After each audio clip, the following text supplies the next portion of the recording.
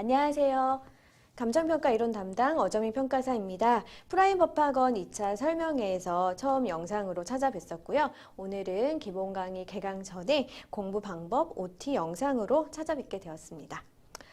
저를 짧게 소개해 볼게요. 제 이름 앞뒤로 항상 붙는 수식어가 있습니다. 네, 25기 고득점 합격자 또는 67점 수석 합격인데요.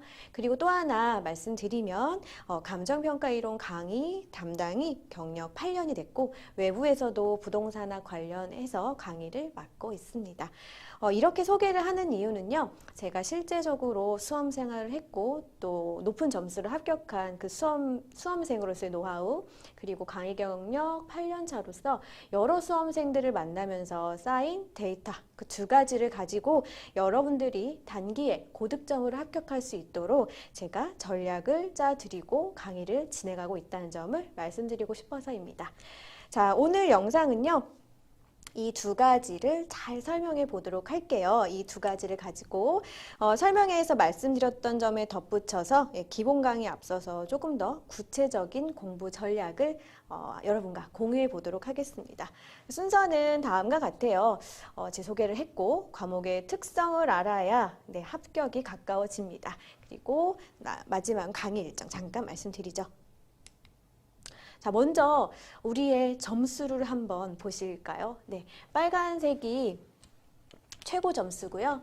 그 최고 점수를 받으면 너무 행복하겠죠. 근데 우리는 평균의 점수를 한번 집중해 보시면 좋을 것 같습니다. 평균은요, 제일 까락률이 높았던 지난해 32.25 그리고 조금 높았다라고 하면 36점대를 보실 수 있죠. 이걸 보시면 아시겠지만 고득점은 굉장히 먼 일 같고요. 평균점은 저 정도까지 내려갈까? 이런 생각이 드시죠. 그래서 최고 점수와 평균점 이상의 어느 지점을 내가 공략해야 하는가? 그 부분을 고민해 보셔야 됩니다. 일단 마음속으로 정해보시죠. 어떤 점수, 몇 점을 받고 싶으신지, 목표 점수는 몇 점인지. 제가 가이드를 드리면 이것만큼은 안 된다라는 거는 확실히 말씀드릴 수 있어요. 그게 뭐냐면 이론은 면과락의 목표다. 이렇게 세우신 분들 있죠. 즉 많은 시간 쏟지 말자, 다른 과목을 더 많이 하자, 맞을 수 있는데요. 면과락 전략은 여러분의 수험 전략에서 지우셔야 됩니다. 40점 전략은요, 분명히 여기 36점 또는 38점 그리고 39점 그 어딘가로 집결될 가능성이 굉장히 높은 전략이에요.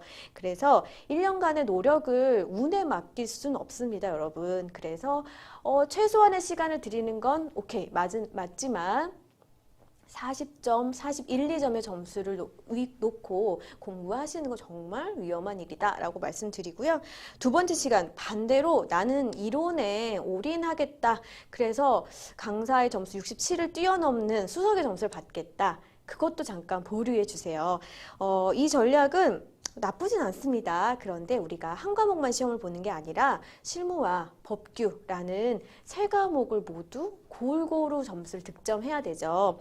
골고루는 좋겠지만 이론에 이렇게 투자한다라고 하면 글쎄요. 그것도 효율성 면에서 조금 갸우뚱하실 거예요. 그래서 평균적으로 몇 점을 원합니까? 몇 점을 받아야 하죠? 이런 질문을 받는데요. 2년차 처음 입문하신 분 기준으로 해서 감정평가 이론은 제 커리큘럼을 따라온다라고 하면 최저로 45점 이상, 그러니까 최소 45점 이상을 바라볼 수 있고요. 50점 그리고 55점 후반까지 저는 목표로 하고 있습니다. 이게요 고득점 전략 과목이라고 말씀은 드리지만 개인별로 차이가 있기 때문에 콕 집어 한 점수를 말씀드릴 순 없어요. 그래도 특징은 말씀드릴 수 있는 게 여러분이 이론을 수험 전략을 세우실 때 어떤 거를 기억하셔야 되냐면 실무와 법규에서 혹시 모를 그 실수를 대비하기 위해서 점수를 좀 넉넉히 받을 수 있는 유일한 과목 이론이다 이렇게 생각하셔야 됩니다. 그래서 실무와 법규만큼 리스크가 굉장히 높진 않아요. 그래서 굉장히 안정적으로 고득점 할 수 있고 그 고득점은 개인별로 다를 수 있지만 합격을 위해서 실무법규의 점수를 나눠줄 수 있을 만큼은 될 것이다. 이렇게 말씀드립니다. 그런데 이렇게 효자 과목인 걸 다 아는데요. 우리는 자꾸 발목이 잡히죠. 어디로 발목이 잡히냐? 꽈락률 한번 보실까요? 33회가 71.91%였어요. 과락률이요. 그냥 수험생 상담하면 이론만 과락 넘었으면 합격이었을 정도로 굉장히 매운맛을 보여줬죠. 일단 표를 보면 추세선을 30회부터 한번 봐볼게요. 전체 추세선도 그렇고 추세는 분명 이론도 과락률이 계속 상승하고 있어요. 그런데 지난 33회가 가장 높았어요. 이 높았던 꽈락률은 실무에서 볼만한 이 꽈락률인데 이걸 더 뚫을 것인가? 저는 이걸 뚫기는 좀 어렵다고 보고요. 조금은 감소 추세로는 돌아올 것이다. 그런데 우리가 상승의 추세에 있다. 이 점을 인식하셔야 되는 점이 이론 역시 만만치가 않다. 그거를 한번 기억을 하셔야 돼요. 쉽다고 생각했고 강사가 분명히 실무와 법규 점수를 덮어줄 수 있다라고 했는데 왜 이렇게 꽈락률이 높은 걸까? 왜 높을까요? 저는 이렇게 생각을 해요. 여러분들이 수험생들이 과목 특성을 파악하지 못해서 발생한 일이다라고 말씀드립니다. 왜 이렇게 실패를 할까? 제가 정확하게 3가지 말씀드릴게요. 첫 번째는 벼락치기 유형이에요. 1차 과목에 연계성이 있긴 하지만 여러분 우리 시험은 부동산 전문가를 뽑는 시험입니다. 1차의 그 객관식의 범위와 분량, 난이도와는 정말 다릅니다, 여러분. 그래서 잘못된 수험 정보에 의해서 이론은 나중에 실무법규 열심히 하고 나중에 몰아서 하면 된다라는 조언을 혹시 들었다라고 하면 그것도 지워주세요. 잘못된 정보입니다. 그리고 두 번째, 이렇게 꽈락률이 높고 만만치 않지만 이제 앞서 말한 고득점이 가능함에도 불구하고 대비를 못하는 점은요. 두 번째는 기본서가 없는 분들이 굉장히 많다는 점이에요. 이상하시죠? 어떻게 기본서 없이 1년을 공부하셨을까? 이런 생각이 드시죠? 그 1년을 같이 공부하는 건 여러분들 자료를 제가 보면 먼저 합격한 선배가 준 서브노트, 서브노트, 그러니까 남이 만든 서브노트고요. 두 번째는 학원을 다니시면서 프린트를 받으실 거예요. 그걸 엮으세요. 그게 이제 주 공부 교재라고 말씀하시는 분들이 계신데 절대 안 됩니다. 안 돼요. 기본서 없는 이론 그 수험 생활은 절대로 40 이상, 뭐 면과락은 물론 다른 과목 역시 똑같아요. 책이 없는데 어떻게 공부를 이어가겠습니까? 자, 안 됩니다, 여러분. 그래서 여러분들이 저한테 와서 하는 질문 중에 이제 제일 베스트는 저 뒤에 남겨놓고요. 그 한 3일쯤 될 거예요. 이렇게 얇은 거 들고 와서 선생님 이것만 봐도 될까요? 라고 물어요. 저는 안 됩니다 라고 말씀드리죠. 드리고 싶고, 그런데 이제 그분들은 위안을 얻고 싶은 거예요. 아, 이것만 봐도 열심히 하신다면 뭐 어떻게 할 수, 그렇지 않습니다, 여러분. 기본서는 반드시 필요해요.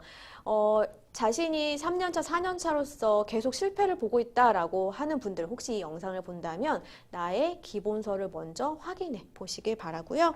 그 다음에 마지막은 요건 조금 설마 이럴까 싶지만 그 1년의 소중한 기간을 효율적으로 활용하지 못해요. 특히나 이론이 여러 가지 책을 좀 손에 잡을 수 있거든요. 그러니까 이 책, 저 책 여기저기 옮겨 다니면서 한 가지에 올인하지 못하는 분들이 또 많습니다. 그래서 지금 보시다시피 이론의 꽈락률이 상승 추세에 있고 시리법 중에 이론이 가장 도전해 볼 만하고 안정적인 과목임에도 불구하고 우리 학생들이 여기서 힘을 발휘 못하는 이유는 과목의 특성을 제대로 파악하지 못해서다라고 말씀드립니다.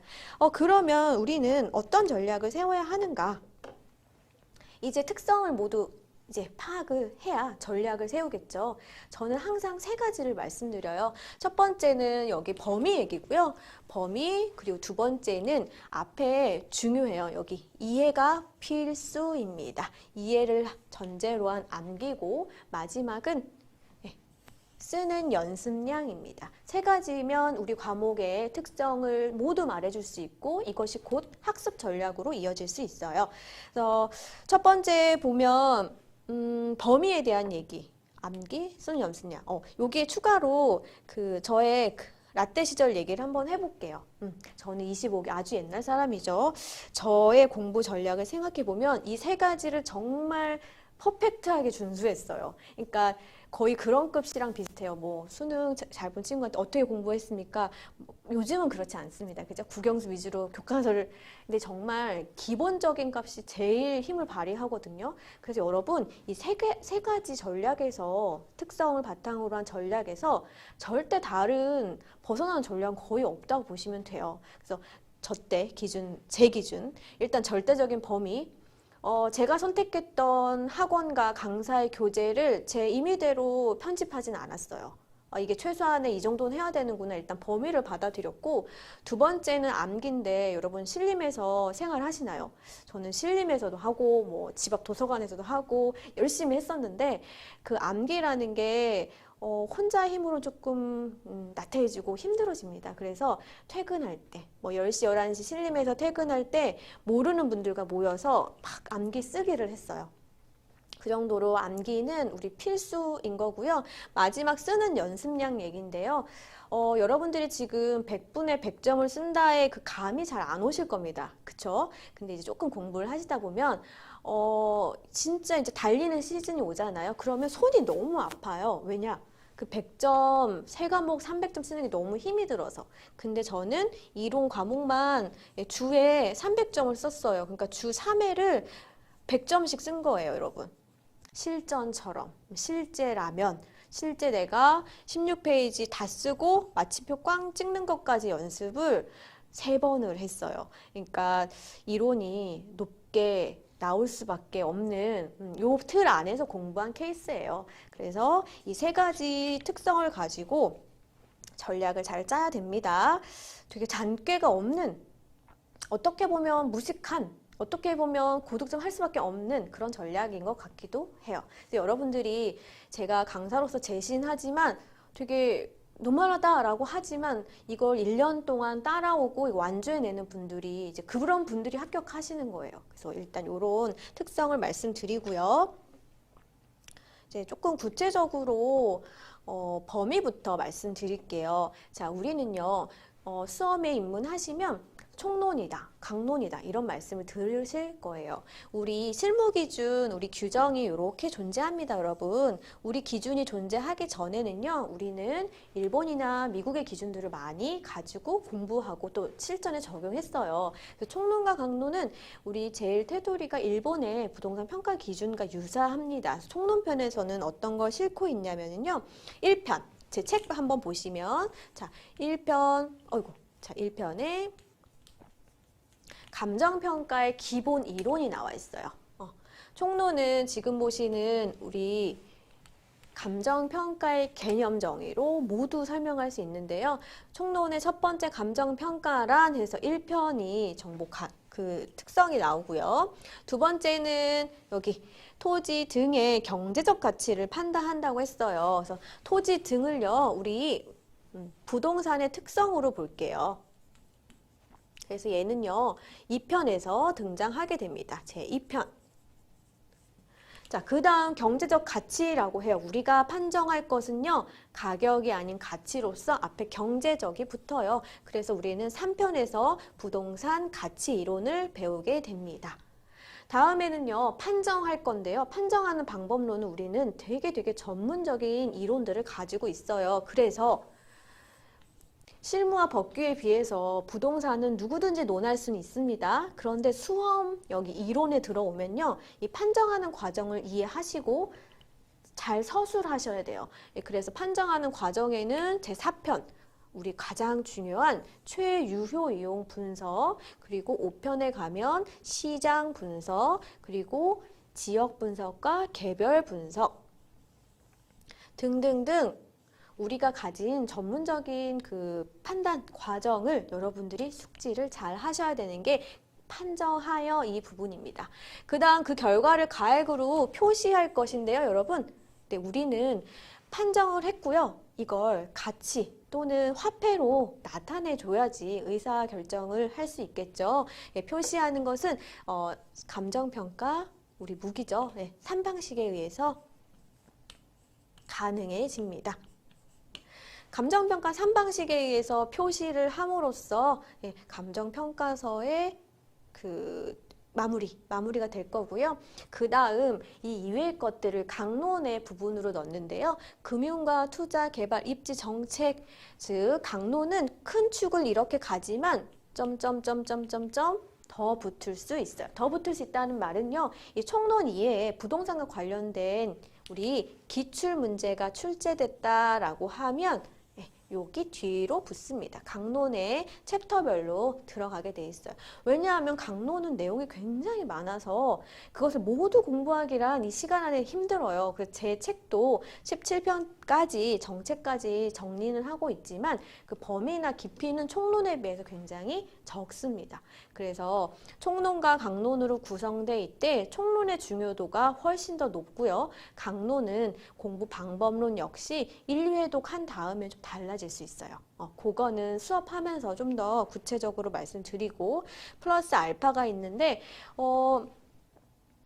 수험에서 가장 마음 아픈 분들이 어떤 분들이냐면 2년차 분들은 지금 실패 전략을 많이 하진 않으세요. 어떤 분들이 많이 하면 조금 공부를 오래 하신 분들은 어떤 오류를 범하냐면 여기를 먼저 집중하세요. 관련 논문이나 업계 이슈나 학계에서 중점적으로 연구하는 분야들 일반적으로 논문이라고 표현을 볼게요. 그런 관련 논문을 먼저 수집을 하셔서 어렵다는 게요. 이론이 어려운 게 아니라 각각의 논문은 그 연구자가 집중하고 있는 부분을 굉장히 깊게 파는 거기 때문에 우리 수험 이론에서 거기까지 알아야 할 필요는 없어요. 대부분이요. 그래서 이 부분으로 먼저 진입하신다. 범위를 그렇지 않다. 실패 전략이다. 또 한번 말씀드립니다. 우리는 어디에 힘을 쏟아야 한다? 총론에 일단 집중을 하고 정리를 하셔야 되고요.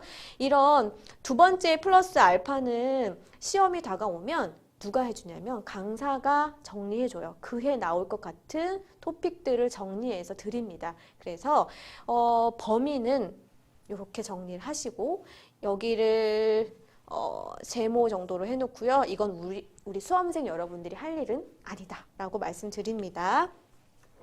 그 다음 넘겨보죠. 그래서 우리 기본 강의 들어오시면요. 기본 강의 들어오면 이렇게 공부를 할 거예요.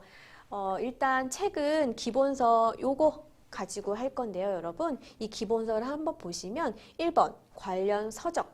제가 아까 이론이 좀 어렵다는 게 수험서를 이거저거 선택할 게 너무 많다라는 거예요.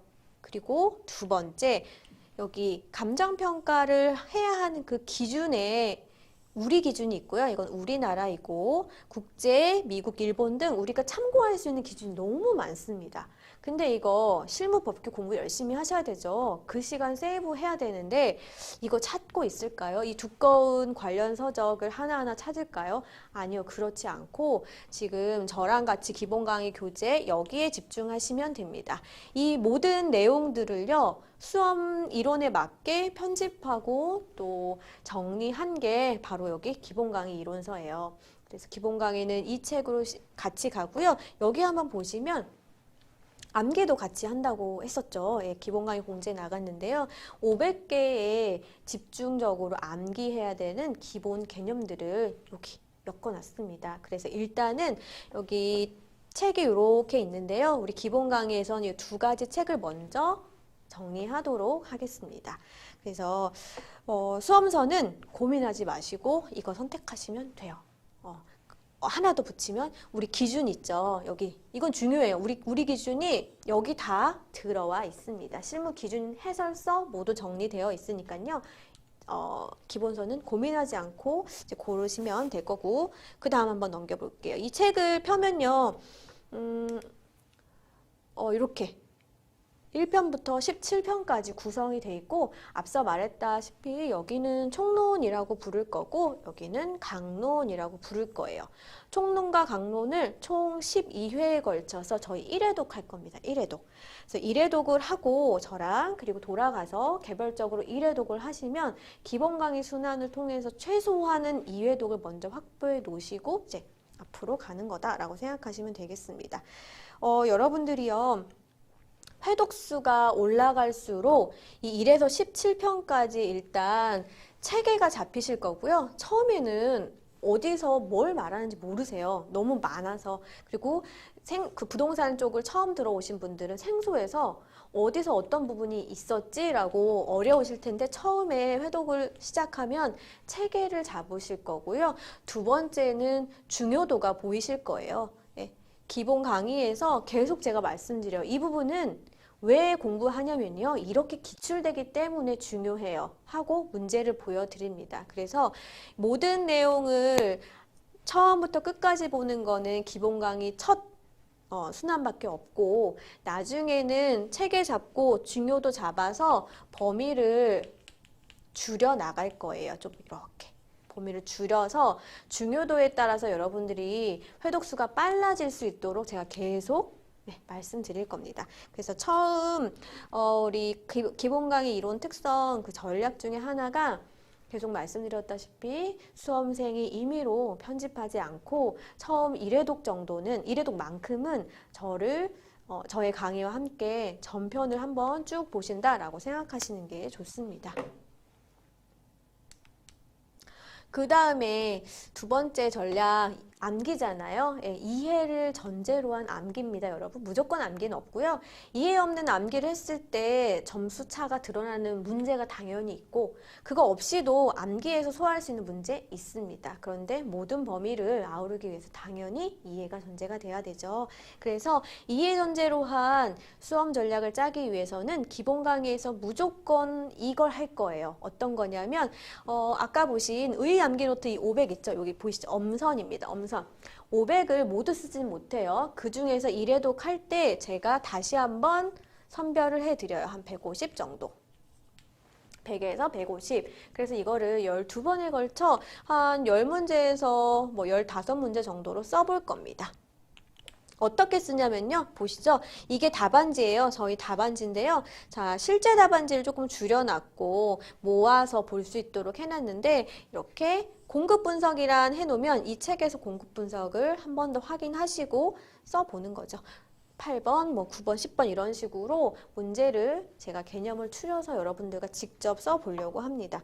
그래서 처음 1회독 할 때는 저랑 선별된 거 먼저 학습을 해보시고요. 그 다음 회독수가 늘어나면서 이제 500개를 다 정복을 해보겠다 이렇게 접근을 하시는 책으로 이 노트는 많이들 보세요. 왜냐하면 짧게 들어가 있어서 조금 빠르게 조금 보고 싶은 분들이 의노트에 뭐 서브를 만들기도 하시고요. 활용을 많이 하시더라고요. 그래서 암기할 때 이 책으로 같이 하도록 하겠습니다. 그래서 암기는 반복 그리고 스터디의 시작 전에 선행 작업으로 저랑 같이 하시면 될 것 같아요. 그 다음 보시면요.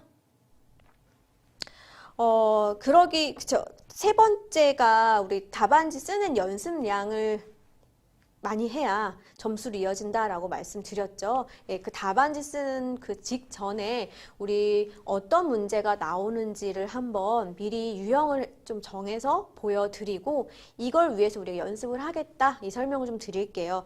우리 문제는요 총 4문제로 구성되고요. 보시다시피 1번부터 4번 40 그리고 여기 30점, 20점, 15, 10점 이렇게 가고요. 또는 40은 거의 고정값이고요. 여기가 35점이 올 수도 있고 뭐 15점이 올 수도 있고요.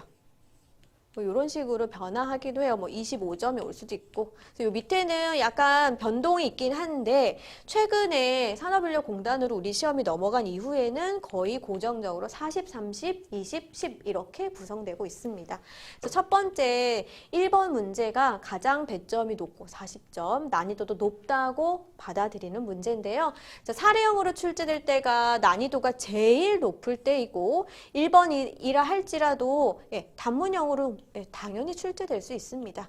일단 유형화 첫 번째는 사례형인데요. 사례형은 우리가 기본값으로 배웠던 기본 이론을 입체적으로 원하는 답으로 좀 변환해야 되는 작업이 있어요. 그래서 그걸 수험적으로 얘기하면 종합적인 사고를 묻는다라고 얘기할 수 있고요. 여기서 왜 어렵냐라고 하면 수험생이요 작고 그 질문 이외에 확장의 영역으로 들어가서 답안지를 구성하다 보면 점수를 절대 뭐 득점할 수가 없어요. 그러니까 너무 가정, 만약에 이러하다면 이러할 것이다. 이 상황을 전제를 처음과 끝은 그 글밖에 없잖아요. 그것을 벗어나서 확장해서 쓰는 순간 이제 이 1번에서는 조금 어렵게 되는 거죠. 그래서 기출 한번 확인해 보면 지금은 눈에 보이는 게 뭐 그렇게 길지 않잖아요. 근데 여러분들이 시험지 유형으로 이걸 딱 받으면 그 첫 번째 쪽에 1쪽에 쫙 차 있어요. 이게 한 바닥 다. 그러니까 굉장히 어렵다고 느끼실 거예요. 물리적으로 양이 확 많다고 느끼니까 일단 첫 번째 사례형은 가장 난이도가 높은 것이고 그에 출제됐다라고 하면 조금 힘들어질 수 있다. 2, 3, 4에 조금 더 정신을 바짝 차려야 되는 문제입니다. 그리고 단문형 한번 볼까요? 두 번째 단문형인데요. 단문형은 1번에도 충분히 출제될 수 있어요. 그래서 40점 또는 여기 30점으로 제가 설명을 드리고요. 단문형은 두 개로 나뉘어요. 한 가지의 개념을 쭉 묻거나 아니면 다른 개념들을 섞어서 물었네 이렇게 보일 수 있는데 24회 1번 한번 보면요. 이제 배우실 그 최유효 이용인데 동일한 하나의 개념을 개념 쓰시오, 요건 쓰시오, 이유 쓰시오, 최와 관련된 다른 원칙 간의 상호 관련성 쓰시오, 최를 기준으로 했을 때 뭐 유의사항을 쓰시오 이런 식으로 하나의 논점을 쭉 푸는 문제가 있고 두 번째는 자 여기 40점인데 다개념 되어 있죠. 굉장히 다른 내용들을 섞어서 묻고 있어요. 그런데 여기서도 조심해야 될 게 다개념이든 단일 개념이든 묻고 싶은 논점은 반드시 존재하기 때문에 너무 쉽다 이런 문제가 아니라는 거죠. 그러니까 수험에서 우리 연습할 때 기본서에서 있던 내용을 붙여넣기 하면 기본값은 받을 수 있는데 저희가 실무 법규를 덮어줄 수 있을 만한 고득점을 하려면 좀 더 논점을 찾아내고 그 문제와 문제 간의 연결성을 좀 생각을 하셔야 되는 문제가 문제 두 번째 유형 단문형입니다. 그래서 1번급수로도 충분히 나올 수 있는 이 문제는 정확한 암기가 기본이고 그 다음 문제와 문제의 연결 간의 서술하는 능력도 굉장히 중요한 문제라고 할 수 있습니다. 그 다음 넘겨보면요. 실무형이라고 제가 해놨어요. 우리 3.1일체설이라고 여러분 들어보실 거예요. 합격할 때쯤 되면 실무, 이론, 법규가 같이 돌아간다. 그래야 합격한다. 3.1일체설이 있고요. 저도 긍정합니다. 두 번째는 법규도 관련이 있지만 이론과 실무는 정말 하나예요. 하나. 이론에서 고민했던 게 실무에 그 계산 문제로 출제되고요. 또 실무에서 계산으로 풀었던 게 이론으로 쓰기도 해요. 지금 최근 경향도 그렇습니다. 그래서 실무와 연계되는 출제 유형으로 기억하시면 되는데 이렇게 업계 이슈가 요 정도 급에 등장해요. 3번급에. 그래서 우리가 준비한 논점이라면 정말 고마운데 3번 정도가 이렇게 물음표? 네. 우리가 흔히 얘기하는 불이타 문제가 나올 수도 있고 또는 수험에서 보지 못한 연구의 영역에 나올 수도 있고 3번도 조금 그런 리스크 특징을 가진 번호입니다. 유형입니다. 그래서 20점으로 분량이 돼 있어서 23, 22회와 23회 보시면 여기 주택 재개발 사업에서 우리 업무를 분류하고 설명하래요. 직접적으로 만약 업무를 참여하고 있던 그런 외부의 수험생이었다라고 하면 실무 그대로 적으시면 되는 문제였어요. 그런 식으로 나오고 그리고 마지막 약수령을 한번 볼게요. 약수령인데요. 이 채점평을 한번 쭉 찾아보면은 10점에서는 내가 알고 있는 건 모든 거 쏟아 부어서 써야 점수 나온다. 이런 멘트가 있어요. 그러니까 10점이라 할지라도 고득점을 위해서 고득점을 향한 필수 문제이고요. 10점의 분량에서는 그 정말로 기본 이론이 나올 수도 있고요. 이런 식으로 그 해마다 좀 이슈되는 문제들이 여기에 놓이기도 해요.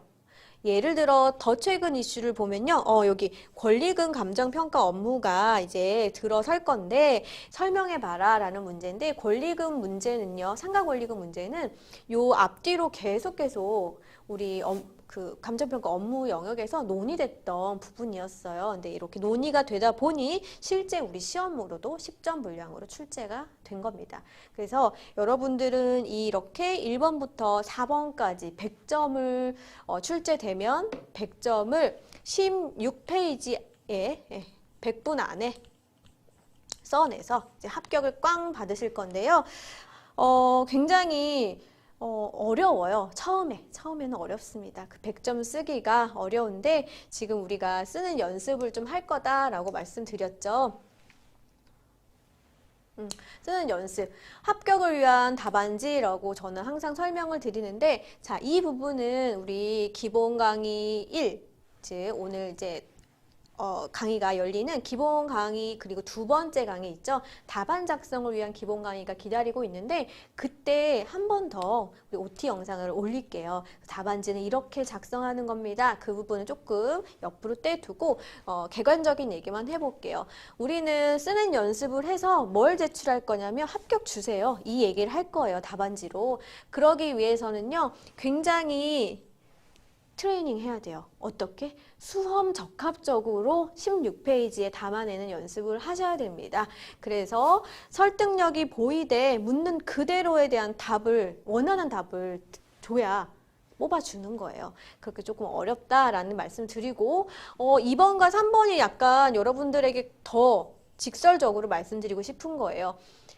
이론을 평소에 잘하는 분들도 점수로 이어지지 않는 분이 많이 계세요. 왜 그러냐면 생각은 너무 좋아요. 평소에 너무 깊으시고 모든 문제에 대해 비판적으로 다각도로 생각을 하시는데 우리는 어떻다? 16페이지에 글로 보여줘야 돼요. 즉 정리된 생각을 정해진 시간 안에 보여줘야 돼요. 그래서 평범한 생각이라도 일목요연하게 정리하는 법을 계속 훈련해야 되는 거예요.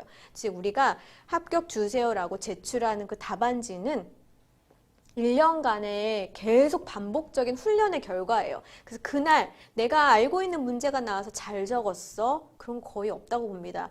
1년간의 훈련된 그 기계적인 글쓰기가 나올 뿐이에요. 그래서 열심히 준비한다라고 하면 그날 컨디션, 난이도 이런 거에 크게 영향받지 않고 내 실력을 발휘할 수 있습니다. 그래서 자꾸 실전처럼 써보는 연습이 중요하다라고 말씀드리는 거고 그리고 세 번째 그런 분들이 계세요. 나는 이 선은 정말 이 목차는 너무 똑같아서 별로야.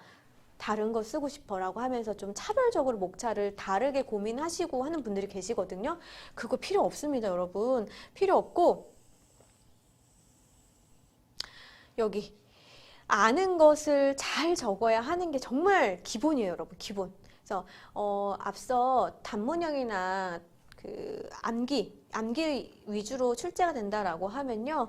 생각이 많은 단연차보다 이제 곧 진입한 초시생들이 훨씬 잘 볼 수 있어요. 왜냐?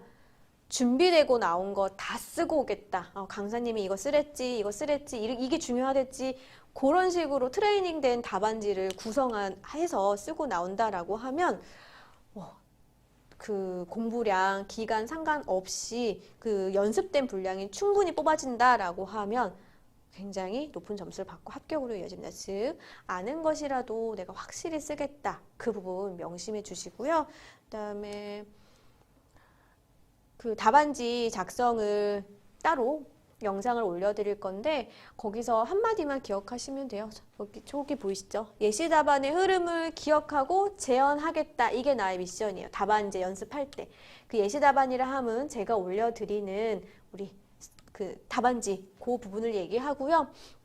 그걸 똑같이 이제 흉내내는 거예요. 처음에는 이 내용을 이해했든 그렇지 못했든 내가 아직 어떻게 쓸지 정하지 못했다 하더라도 일단은 해보는 겁니다. 그리고 결국에는 내가 좀 정리를 통해서 내 안에서 정리를 통해서 나에 의해서 강사와 같은 예시 답안을 만들어낼 거고 그렇게 하실 수 있습니다. 그래야 점수가 나올 거예요. 그런 답안지들은 이런 식으로 특징을 가지고 있어요. 첫 번째는 뭐 기본 의, 목차, 암기 굉장히 정확한 분들. 그런 분들 답안지 제가 열면 마음이 편안해져요. 아, 이분은 굉장히 차분하게 글을 쓰고 계시구나. 틀린 말 없이, 즉 비문이나 부정확한 용어 없이 잘 흘러간다. 굉장히 좋은 느낌을 주고요. 그 채점평도 한번 보시면요. 개념은 일단 명확하고 정확하게 기술해라. 이거 의 똑바로 써라. 이 얘기잖아요. 두 번째는 똑바로 썼다라고 해도 선생님 이상해요. 점수가 안 나옵니다. 이런 분들 분명 계신데 묻는 문제마다 포커스가 다르잖아요. 즉 논점이라고 하는데 그 논점에 맞춰서 기승전결, 논리성을 좀 갖춰야만 기본값 이상으로 점수를 받게 돼요. 그러니까 논리적인 구성이 좀 중요할 거고요. 그 다음에는 여기 형식적인 면이긴 한데요.